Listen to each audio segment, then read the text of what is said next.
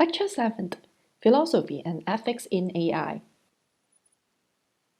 So why do we need to consider ethics in AI? AI is a very powerful technology with great impact on the world.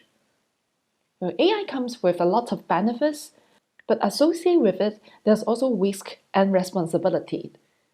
Misusing it may cause great harm. So the problem is, should we build AI at all?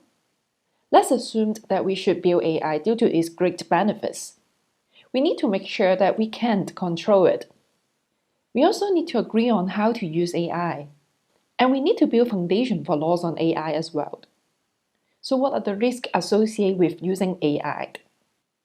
Loss of accountability.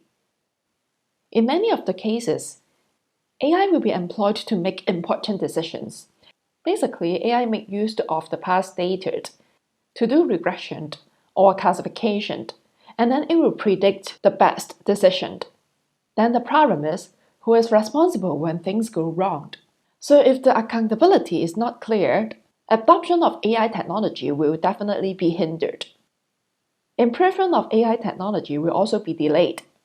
If an AI agent becomes autonomous, should it have its own legal status? Because basically it is making the decision itself. In many jurisdictions, a company which creates the AI is considered as a legal person. So in this situation, how do we make sure an algorithm is ethical? Remember that in many of the cases, we are not going through the algorithms written by the programmers. The program may also be proprietary. That means it may be a trade secret that it cannot be disclosed.